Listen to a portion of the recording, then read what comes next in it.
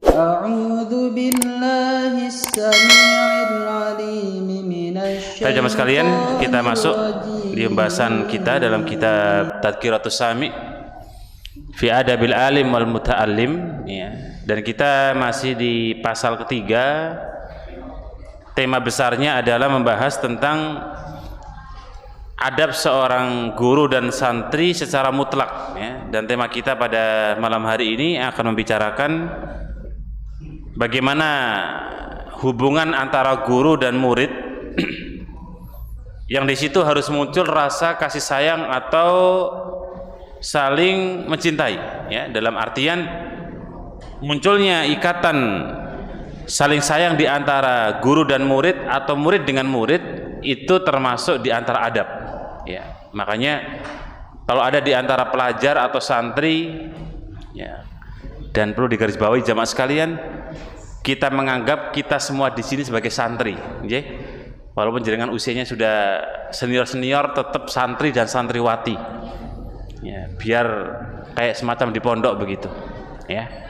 Jadi ada terkadang antara santri itu gesekan-gesekan jamaah, ya. Dan mungkin terjadi antara pelajar dengan pelajar yang satu majelis, satu padepokan, satu guru, satu majelis, tapi sikut-sikutan. Kalau jamaah sekalian pernah atau mungkin menjumpai satu majelis, ya, kemudian sikut-sikutan, maka berarti belum paham pasal yang akan kita bahas yang keempat, ya. Dan bagi jamaah yang megang kitab, bisa dibuka halaman 63, ya, di buku tarjamanya, ya. Jadi kalau kita masih ada gesekan dengan kanan kiri kita, dengan teman kita semajelis ilmu, panjenengan perlu bereskan dulu niatnya, perlu cek lagi terkait dengan pemahaman sebagai bentuk ketika kita belajar dengan saudara kita, ya. Makanya orang-orang yang majelis ilmu, maka tidak lain mereka menghadirkan rasa apa? Rasa cinta dan sayang di antara keduanya. Nah, taib qala al-mu'allif rahimahullahu taala ar-rabi', poin yang keempat, ayyuhibba li talibi ma yuhibbu li nafsi, ya. Jadi hendaknya seseorang itu mencintai dirinya sebagaimana kemudian seseorang tersebut mencintai orang lain, atau orang lain mencintai sebagaimana mencintai dirinya. Dalam hal ini para pelajar, kalau dia mengaku sebagai thalabul ilmu yang baik, sebagai pelajar yang baik, maka cintailah saudaranya sebagaimana kita mencintai diri kita, jemaah. Contoh sederhana, kalau ada teman kita yang nggak paham, ya, dalam pelajaran misalnya, tugas kita menjelaskan ulang agar teman kita paham, jemaah. Jangan malah jenengan kemudian, wah, alhamdulillah teman saya nggak paham, besok ujian saya pasti ranking 1, karena yang bisa jawab kita. Nggak begitu. Konsep belajar bukan begitu, jemaah. Tapi konsep belajar, kalau teman kita nggak paham, kita jelaskan ulang, ya. Maka berlomba-lomba dalam kebaikan itu justru kita menjelaskan ulang materi pelajaran yang tidak dipahami saudara kita, ya. Jangan malah dijegal, ya. Jangan malah kemudian kalau teman kita nggak paham sekalian, ya udahlah biar sekalian nggak paham, nggak ngerti, saya yang ngerti. Bukan demikian, ya. Jadi kalau kita ingin paham, maka berupayalah saudara kita juga paham, ya. Dan itulah pelajaran agama yang mengajarkan kepada kita terkait dengan bagaimana pentingnya seorang yang belajar. Nah, tapi jemaah sekalian kaum muslimin rahimakumullah, kita berangkat dari perkataan sahabat Abdullah bin Abbas, ya, radhiyallahu taala anhuma. Ya, karena Abdullah itu sahabat Nabi, Abbas itu juga sahabat Nabi. Bahkan beliau sekaligus sebagai paman Nabi Shallallahu Alaihi Wasallam. Maka doanya radhiyallahu anhuma. Ya, dan mungkin kita sering mendengar nama sahabat yang di situ walaupun ada nama ayahnya, tapi kita nyebutnya radhiyallahu anhu. Ya, itu menunjukkan kalau anaknya yang beriman, ayahnya nggak beriman, tapi tetap disebut jamaah. Misalnya Umar bin Khattab radhiyallahu anhu. Umar anaknya Khattab. Walaupun Khattab itu kafir, tetapi disebut oleh para ulama. Ini menunjukkan sejelek-jeleknya ayah kita, maka kita nggak perlu malu untuk menyebutkan bahwa kita anaknya ayah kita, ya. Karena kadang-kadang kita itu misalnya punya anak atau punya ayah yang mungkin barangkali ada selisih pendapat, nggak cocok, ya, atau mungkin bertentangan atau berselisih. Tiba-tiba ditanya, saya anak siapa mas? Ya saya anak bapak saya. Nggak mau nyebutin nama orang tuanya. Itu termasuk diantara kesalahan jamaah. Ya. Bahkan orang-orang Arab jahiliyah dulu menggunakan nasab orang tua mereka. Ya. Dan para sahabat juga demikian. Bahkan mereka sering menggunakan penyebutan nama daripada marganya. Nah, tapi perkataan Ibnu Abbas, akramun nasi alayya jalisi. Jadi manusia yang paling mulia di majelisku adalah orang-orang yang kemudian disebut dengan jalisi, yaitu orang yang pernah duduk majelis denganku. Ya santriku lah gitu kalau bahasa kita. Jadi yang paling mulia kata Ibnu Abbas itu murid-muridku. Begitu luar biasanya penghargaan seorang guru kepada murid jemaah. Ya makanya jangan dianggap enteng. Kadang-kadang kan ada guru yang sama muridnya itu acuh tak acuh, bahkan dia memandangnya sebelah mata. Apalagi kalau muridnya itu tidak punya potensi dalam intelektual, nggak pinter-pinter amat gitu. Ya, kadang-kadang justru murid kita atau kita sebagai santri mungkin ketika melihat murid itu ada yang kurang mahir, kurang pinter, terkadang dia yang nanti akan bermanfaat jemaah. Ya, makanya Ibnu Abbas beliau sangat mengapresiasi, sangat menghargai bagaimana kualitas murid-muridnya. Ya, dan Ibnu Abbas sampai salah satu bentuk apresiasi beliau jamaah, beliau kan punya budak. Ya. Jadi Ibnu Abbas itu punya budak namanya Ikrimah rahimallahu taala. Nah, karena perhatiannya beliau dengan budaknya, maka budaknya itu disuruh ngaji jamaah. Dan bahkan ngajinya Ikrimah itu dipaksa oleh beliau. Ya, bentuk paksaannya diikat lehernya, dicancang di tiang Masjid Nabawi. Ya, jadi karena Ibnu Abbas itu ulama kondang, bahkan beliau menguasai segudang ilmu tafsir beliau pegang, ilmu hadis beliau kuasai, ilmu fikih beliau ngerti, ilmu takwil beliau paham. Itu Ibnu Abbas. Maka budaknya diikat, beliau ngisi pengajian. Hari demi hari, bulan demi bulan, tahun demi bulan, akhirnya Ikrimah itu menjadi ulama dan bahkan murid terbaiknya Ibnu Abbas. Kalau Bapak Ibu buka tafsir Ibnu Katsir akan bertemu dengan nama Ikrimah. Dia menyebut dirinya dengan Maula Ibnu Abbas, budaknya Ibnu Abbas. Ya, dan dia bangga dengan itu walaupun sudah merdeka. Karena dengan sebab dia budak, akhirnya beliau jadi ulama besar. Dan Ibnu Abbas punya dua murid terbaik, satu mantan budaknya Ikrimah, dua adalah Atha bin Abi Rabah, ulama hadis. Ya, maka beliau nggak beda-bedakan jamaah, itu budak, ini nggak budak, ini merdeka, sama aja bagi Ibnu Abbas. Ya, dianggap kalau itu muridnya, maka beliau punya kedudukan akramun nasi alayya jalisi, posisi orang yang paling mulia, orang yang pernah duduk ngaji bersamaku, kata Ibnu Abbas. Ya, di sini monggo jamaah sekalian bisa memaknai bahwa seorang yang sedang thalabul ilmi maka posisinya sangat mulia. Ya, dan kita kalau bicara keutamaan ngaji sudah lewat kita bahasnya, sangat banyak sekali keutamaan thalabul ilmi. Alladzi yatakhatta riqaban nasi ilai, ya. Bahkan jika seandainya kemudian seorang santri itu butuh melangkah di pundak-pundak orang untuk datang ke majelisku, ya, maka niscaya orang tersebut akan saya berikan jalan untuk datang kepadaku. Ya. Law istata'tu ayyaqa'ad dubab alayya la fa'altu. Jikalau seandainya kemudian aku mampu agar lalat itu tidak mampir dan tidak hinggap di tempat santriku, maka aku akan lakukan agar lalat itu nggak nempel jemaah. Ya, begitu besarnya penghargaan dan kemuliaan seorang santri di hadapan Ibnu Abbas. Maka nggak salah kalau beliau itu mengalumnikan murid-murid jebolannya sahabat Nabi ini istimewa semua. Ya, dan muridnya Ibnu Abbas itu banyak jemaah, bukan cuma Ikrimah, Atha bin Abi Rabah, bukan. Banyak murid-muridnya beliau, ya. Karena dengan keilmuan yang beliau punya, sehingga semua murid-murid beliau itu ada yang mahir dalam ilmu tafsir, ada yang mahir dalam ilmu hadis, ada yang mahir dalam ilmu takwil dan lain sebagainya. Ya. Karena begitu besarnya perhatian beliau radhiyallahu ta'ala anhuma. Dalam riwayat yang lain beliau mengatakan innad dubaba la yaqa'u alaihi fayudini.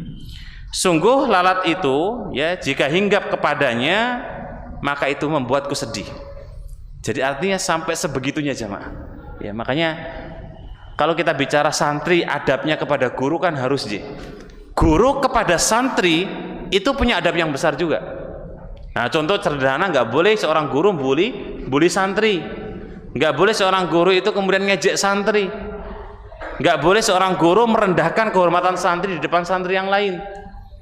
Ya, yang kadang-kadang fakta di lapangan ada seorang guru yang dengan enteng, ya dikit-dikit, sampean tuh nggak lebih pintar dari si fulan, nggak belajar ya tadi malam ya. Jadi kalau ada kalimat-kalimat yang istihza, ya kan mental santri itu beda-beda jamaah. Tapi kalau jamaah semua dikritik, dikasih disindir, saya masih kuat lah gitu. Kesulitan, sabar. Belajar kok mendapatkan misalnya ejekan dari temennya, sabar. Ini orang kok nggak paham. Paham nggak sih Pak? Enggak. Ya sabar. Pokoknya jurus jenengan dalam belajar sabar, udah. Jangan lepas jurus sabar jamaah. Sampai kapan Ustaz? Sampai jenengan wafat, udah gitu aja. Pokoknya betah-betahan, mau jenengan betah sabarnya atau jenengan nggak betah.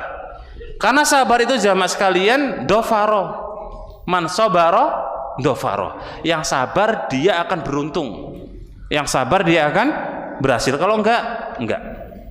Ya, lihatlah para ulama-ulama kita jamaah sekalian, sudah banyak kok contoh-contohnya.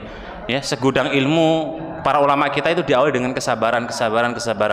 Kalau Bapak Ibu belajar atau membaca sirah, salah satu ahli bahasa yang paling viral dulu sampai hari ini, ya, makanya kalau anak pondok bilang apa aliran bahasa Arab jenengan, Rohawai gitu, ya, ahli bahasa itu ahli bahasa yang luar biasa, sastra Arab yang kondang, ilmu bahasanya jadi rujukan orang Hijaz. Nah, beliau itu jamaah sekalian dulu hampir sudah futur, nggak sabar ketika belajar. Daripada belajar nggak paham-paham, mending ya wis macul lah gitu. Ya, apa pulang ya ngapain gitu. Akhirnya beliau menemukan kisah di mana ada semut yang dia merangkak naik jatuh diulangi lagi terus kayak gitu. Singkat cerita dipikir-pikir ternyata semut itu berhasil juga dia bawa berat yang lebih besar daripada badannya. Akhirnya dia balik lagi ke majelis ilmu, belajar lagi, ternyata menjadi ulama bahasa yang kita sebut ilmu nahwu yang paling kondang adalah Rohawai. Ya. Kalau bahasa orang nyebutnya Sibawai. Ya, kalau Bapak Ibu mendengar nama Sibawai, itulah ahli bahasa yang paling kondang dan sejarahnya beliau termotivasi dengan sebab semut. Ya, maka oleh karena itu sabar. Ya. Nah, maka bersabar atas kekurangan yang hampir tidak ada, ya, pada orang yang kemudian bersih darinya. Jadi artinya semua orang punya kesalahan-kesalahan.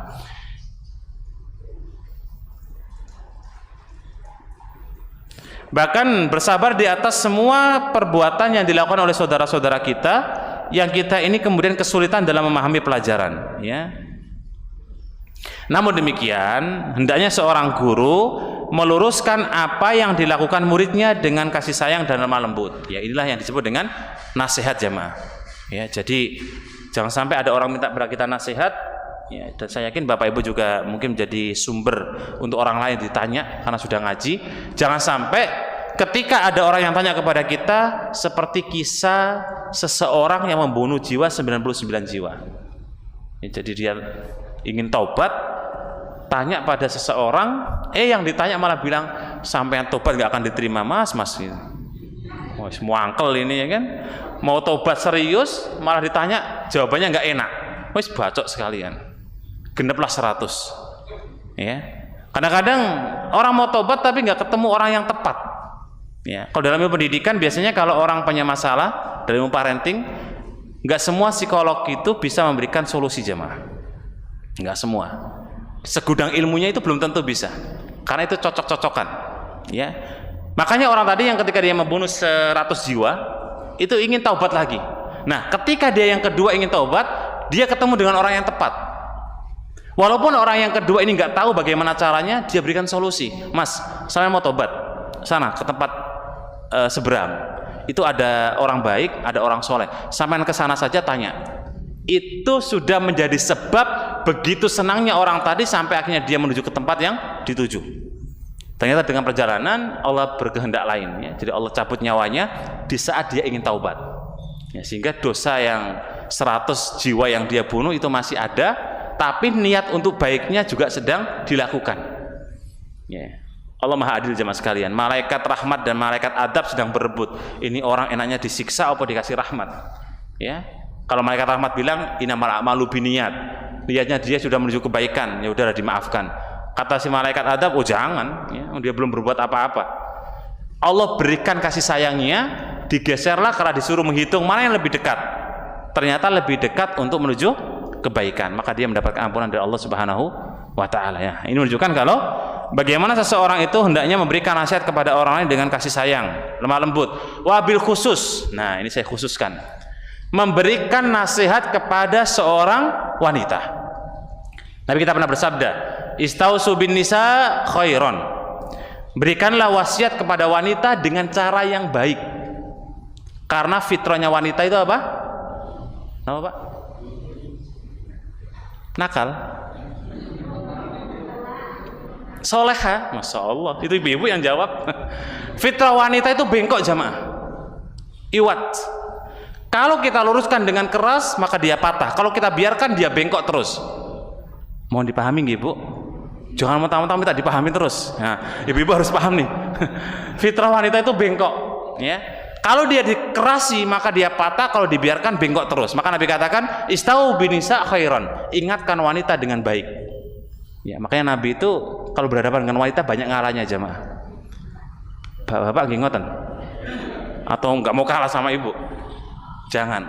Kalau bapak sama ibu-ibu kalau bisa ngalah. Tenang Bu, tak belani Bu. Jadi kalau bapak-bapak sama ibu-ibu ya usahakan ngalah sajalah. Nabi itu banyak ngalahnya dengan Bunda Aisyah radhiyallahu ta'ala anha. Enggak pernah beliau meladeni ketika Bunda Aisyah sedang cemburu, ya. Artinya apa? Ketika seorang wanita itu kemudian perlu diingatkan dengan pengingatan atau nasihat yang khusus, menunjukkan kalau wanita itu punya sisi yang lain jemaah, ya. Makanya ketika bicara masalah nasihat, kalau wanita itu diberikan nasihat dengan keras, biasanya dia menolak. Tapi kalau kemudian diberikan nasihat dengan cara yang ma'ruf, pelan-pelan, insya Allah bismillah, bengkoknya tetap tapi nggak nemen-nemen, gitu. Paham sih? Loh, bengkok itu nggak bisa itu jemaah. Fitrah wanita itu tetap bengkok, cuma bengkoknya nggak parah gitu loh, ya. Apa parah Pak? Buatan nggih? Jadi bengkoknya bengkok tapi ya insya Allah aman lah gitu. Tapi kalau jenengan berharap wanita itu tidak bengkok, nggak bisa, ya. Ustadz, bapaknya juga lebih bengkok Ustadz gitu. Ibunya bilang gitu, ya. Ya adalah 1-2 saja Bu, ya. Tapi ibu-ibu hampir semua, kecuali 3 orang, ya, yang akalnya sempurna, tapi ya bukan kebengkokannya, yang akalnya sempurna. Itu adalah pertama adalah Asia, Aisyah, dan Fatimah, ya. Sebagian di antara kalian mengatakan adalah Khadijah radhiyallahu ta'ala anhum. Nah, maka salah satu di antara wasiat atau nasihat kita berikan kepada seseorang itu dengan bentuk kasih sayang dan bentuk rahmat, ya. Bukan dengan bentuk kekerasan dan kekasaran, ya. Karena kekasaran dan kekerasan itu tidak bisa merubah kebaikan jamaah, ya. Ambil contoh yang biasanya kalau di pinggir jalan itu jamaah, ya. Ada orang yang berdakwah dengan mecahin apa-apa itu loh, ya. Masuk diskotik dipecahin semua. Dakwah itu ada metodenya. Ibnu Taimiyah itu menyebutkan dalam kitab Iqtida' Shiratal Mustaqim kaifiyah thariqatud dakwah. Jadi dakwah itu ada metode caranya, nggak asal kemudian serampangan, ya. Bahkan nggak perlu kemudian menghancurkan, memukul, merusak, itu nggak perlu. Karena orang dakwah itu bukan fisik jamaah tapi hati yang didakwahi. Jadi kalau misalnya ada orang minum khamr nih, khamrnya kita hancurkan semua, tapi kalau hatinya itu belum berubah, dia akan pindah minum khamr di tempat lain. Bahkan kalau hal seperti ini terjadi, lebih cenderung orang itu akan lebih keras hatinya. Oh galak ya ustadznya, banting-banting miras. Oh galak ustadznya mukul-mukul, ya. Nabi nggak pernah jamaah. Nabi itu menghadapi semua kondisi orang-orang kafir jahiliyah dengan beragam dan karakternya macam-macam, Nabi nggak pernah menggunakan fisik kecuali di medan tempur. Ya, kalau Nabi dakwah cukup dengan kalimat yang sederhana, pendek, singkat. Nabi lebih banyak dakwah dalam perbuatan, jemaah. Ya, makanya Nabi itu kan punya jawami'ul kalim, kalimatnya singkat, padat tapi berbobot. Nah, perbuatannya beliau itu lebih banyak ditonton oleh para sahabat Nabi Shallallahu Alaihi Wasallam. Itu menjadi ilmu yang besar bagi mereka. Makanya dakwah itu tidak boleh dengan apa? Kekerasan. Ya, kalau sekelas Ibnu Taimiyah saja beliau hidup di sebuah kabilah Tartar. Ya, Tartar itu kan lebih dominan orangnya itu agak anarkis, jemaah. Orang Tartar itu dikit-dikit bacok, dikit-dikit bunuh, dikit-dikit macam-macam. Itu orang Tartar. Makanya Ibnu Taimiyah menghadapi mereka nggak pernah dengan kekerasan. Ya, bahkan ketika beliau melihat kemungkaran, beliau lebih baik melipir jika kemungkaran itu masih relatif aman. Ya, bukan kemungkaran yang gede. Contoh, beliau pernah melewati seorang Tartar yang kemudian sedang main judi. Ya, kayak judi waktu main nonton bola kemarin loh, jemaah. Itu sama, orang Tartar dengan orang hari ini itu sama. Ya, misalnya main nonton bola, ayo taruh mana? Ya, Perancis atau Argentina, nah, gitu. Oh, saya Argentina. Itu sama, jemaah. Ya. Mau judi dengan bentuk yang halus ataupun yang dengan kasar, bentuknya adalah dengan maksiat, itu sama-sama judi, semuanya dosa. Ibnu Taimiyah beliau agak melipir ketika ada orang main judi. Kenapa?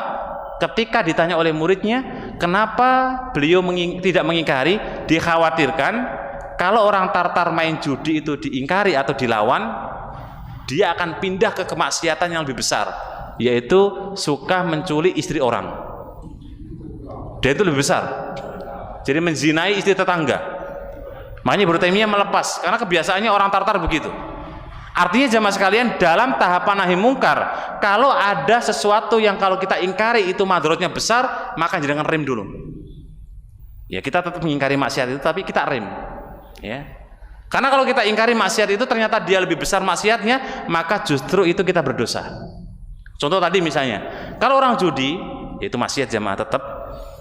Dosanya lebih besar ketika orang itu menzinai tetangga orang, ya, atau menzina dengan istri tetangga. Kalau orang main judi ya dosa, cuma levelnya makin di bawah. Ya, lah hal-hal seperti ini harus kita pahami dalam apa? Tahapan nahi mungkar. Karena seseorang yang ketika dia melakukan kekerasan, ya, dan kekasaran, maka ini bukan kaifiyah dakwah Nabi Shallallahu Alaihi Wasallam. Karena ingat, tujuan mendidik itu harus dengan cara yang baik. Ya. Salah satunya adalah dengan membaguskan akhlaknya, memperbaiki kehidupannya.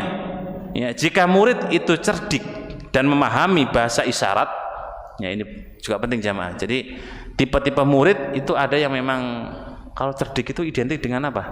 Dipakai yang negatif sih. Kalau cerdas beda. Ya, kalau cerdik lebih kepada yang negatif, kalau cerdas itu positif. Anggaplah ini adalah anak yang hebat atau yang jenius. Ya. Dia anak yang cerdas, ya, pemahamannya dia baik, maka dia bisa memahami dengan bahasa isyarat. Maka tidak perlu menggunakan bahasa langsung. Ya. Namun jika murid itu hanya memahami bahasa langsung, maka saya mengucapkan dengan memperhatikan sisi tahapan dalam kelemah lembutan. Jadi terkadang menghadapi santri atau pelajar itu juga sesuai dengan sikon dan kondisinya. Ya. Maka oleh karena itu kata beliau, fala hajata ila sharihil ibarah, ya, maka seseorang hendaknya memahami semua kondisi mad'unya, jamaahnya. Itu penting, ya, untuk mentransferan ilmu itu harus tahu kondisi audien atau jamaah. Jangan dipaksakan. Kadang-kadang kita sering maksa jamaah. Ya, makanya anak kita itu, ya, kita tahu nih, anak-anak kita itu kalau pagi sampai sore itu kan belajar. Nanti sorenya lagi kita kadang-kadang nyuruh dia belajar. Nanti pada maghrib suruh ngaji lagi, pada isya suruh belajar pelajaran. Ya, untung anak jenengan nggak protes. Coba kalau protes, oh kena mental jenengan. Bapak ibu ini nggak tahu apa, saya lagi capek. Pagi belajar loh pak, siang belajar, sore TPA, pada maghrib ngaji, pada isya belajar lagi. Itu gimana bapak ini? Oh, tapi anak karena dia dunianya main, ketemu temannya udah hilang. Tapi anak itu lebih capek belajarnya daripada kita jemaah. Betul ya? Jangan belajarnya berapa jam jemaah? Paling seminggu sekali gitu. seminggu sekali di sini. Anak kita Masya Allah ya. Nah ini kalau kita nggak berikan perhatian yang lebih, itu kadang-kadang bisa rusak. Ya, maka oleh karena itu pentingnya bagaimana muamalah berinteraksi antara murid dengan guru, dan itu bisa terjadi di rumah kita Bapak Ibu, jangan jadi guru, muridnya adalah anak-anak kita, atau mungkin kita guru, istri kita murid, atau sebaliknya istri kita guru, kita muridnya, nggak ada masalah. Ya, karena pentransferan ilmu itu nggak pandang usia. Ya, karena kalau pandang usia, Imam Ahmad itu beliau tidak bisa menjabat sebagai mufti di usia masih SMP. Ya, jadi Imam Ahmad itu usia masuk SMA, beliau sudah jadi mufti besar, pengambil fatwa dan kebijakan haram dan halal dalam bab-bab ilmu agama. Ya. Jadi kalau usia tidak menjadi tolak ukur, karena pada intinya siapa yang duluan maka dia yang lebih tahu, intinya di situ jamaah. Ya. Siapa yang belajar dulu maka dia lebih tahu masalah ilmu. Wa yusihi abil umur al urfiyah. Ya. Maka hendaknya kemudian menekankan terhadap perkara-perkara yang menjadi kebiasaan-kebiasaan masyarakat. Ya. Jadi perkara-perkara yang ma'ruf ya dalam urusan-urusan syariat itu juga harus dipahami bagi semua thalabul ilmi ya. Dan tambahan poin, lemah lembut ketika mengajar. Nah, ya, di poin yang ini al-khamis ayamsah bisuhulati ilqa'i fi ta'liqi ya. Jadi hendaknya menyampaikan materi pelajaran itu dengan mudah memahaminya ya. Makanya kadang-kadang kalau Bapak Ibu pengajian kok ada yang ngisi bahasa-bahasa S3 profesor gitu yang bikin mumet, nah izin dulu aja, oke? Okay? Ya, saya pernah dengar khutbah di Maskam dulu banget ya, yang khutbah itu profesor doktor siapa gitu, bahasanya tinggi ya kan, pakai kalimat-kalimat yang khusus mereka, udah gitu khutbahnya panjang, masalah politik, mantap. Kita dengerin lah panjang banget nih beliau, udah gitu bahasanya akademik semua. Itu jamaahnya kira-kira paham nggak jamaah? Yang bisa memahami kan yang selevel dengan beliau gitu. Ya bagus, ya bahasa-bahasa ilmiah semua, tapi jamaahnya nggak dong sama sekali. Ya, itu kan sama halnya kata Ali bin Abi Thalib bahwa kita itu bicara biqadri uqulihim, tidak sebanding dengan apa yang dimiliki oleh audien. Ya. Makanya kalau bahasa-bahasa yang mudah dipahami ya sederhana, nggak usah ribet gitu, nggak usah berat. Ya, nah. Tapi terkait dengan kelemah lembutan ini jemaah sekalian, pastinya akan sangat besar manfaatnya dengan dakwah lemah lembut. Makanya oleh karena itu salah satu di antara poin besar kelemah lembutan itu akan mendatangkan kunci-kunci kebaikan dalam semua urusan. Maka oleh karena itu di saat kita belajar milikilah sifat lemah lembut. Nah, Bismillah. Assalamualaikum Ustaz. Waalaikumsalam warahmatullahi wabarakatuh. Mau bertanya, saya pernah baca istilah adab itu lebih utama daripada ilmu. Itu hadis atau apa, dan juga maknanya apa itu Ustaz? Barakallahu fikum. Ya, taib. Ya, itu qaulul ulama ya. Jadi kalau kita membuka di buku-buku kita kemarin yang di pasal awal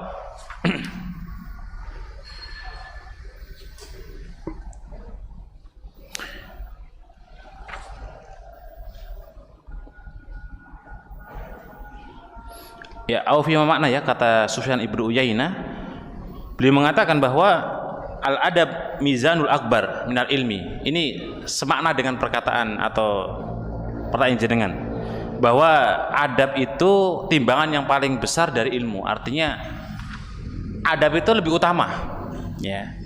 Makanya orang yang berilmu harus diikuti dengan adab yang baik ya. Maka belajar adab terlebih dahulu atau berbarengan.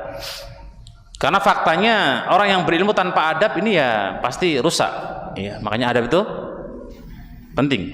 Dan perkataan tadi adalah perkataan para ulama yang banyak juga disebutkan oleh para ulama terkait dengan adab itu lebih penting daripada ilmu. Nah, wallahu a'lam. Assalamualaikum Pak Ustadz. Waalaikumsalam. Kebetulan saya ada saudara yang bekerja sebagai tour leader. Dia sering mendapatkan apa itu seperti hadiah, seperti apa?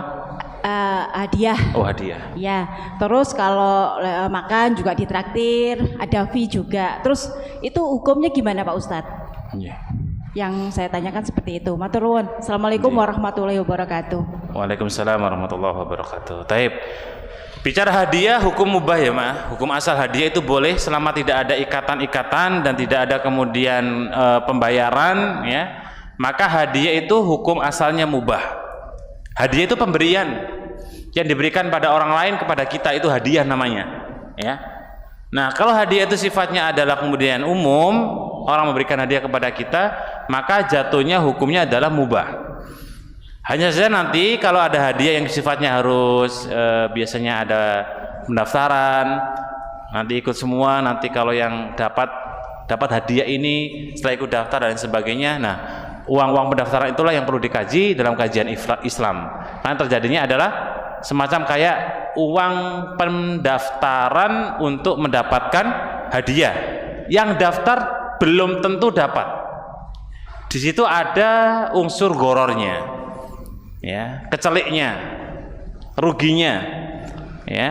Karena orang yang sudah naruh katakanlah 10.000, dia nggak dapat, ya. Nanti diundi dia yang dapat fulan atau orang lain, ya. Jadi kalau sementara tidak ada akad keterangannya, maka hukum asalnya bahwa pemberian itu halal. Nah, wallahu a'lam bishawab.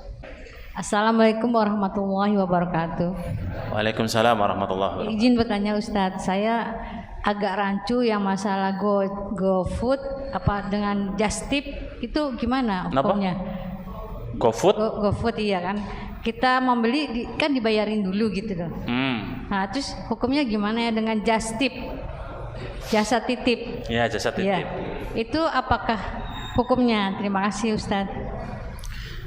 Sebenarnya kalau GoFood jamaah yang istilahnya kita mau nitip barang kepada orang, itu boleh-boleh saja, ya. Jadi kita mau titip barang, Bu tolong berikan ayam 10 kilo harganya berapa, nanti saya ganti. Terus kemudian karena dia menggunakan bensin dan lain sebagainya, kemudian ada juga hitungannya ongkos bensinnya, maka itu transaksi yang selama tidak ada gorornya, penipuannya, maka ada masalah. Kalau masalah kemudian menitip barang kepada orang diberikan, kita mungkin memberikan uang, nggak masalah. Yang jadi tinjauan para ulama fuqaha fikih adalah terkait dengan top up uang di aplikasi itu. Tahu Bu ya, top upnya? Naruh saldo itu loh. Itu yang mungkin jadi pembicaraan di kalangan para ulama, boleh ataukah tidak, ya. Ya sebenarnya kalau nggak ada ribanya, nggak ada itunya, sebenarnya masih hukum mubah juga. Orang menaruh dalam kalau saya pribadi wallahu a'lam bishawab lebih cenderung itu masih boleh dan mubah. Walaupun ada beberapa di antara pendapat kalangan asatidzah yang itu kemudian ada tinjauan fikihnya, ya.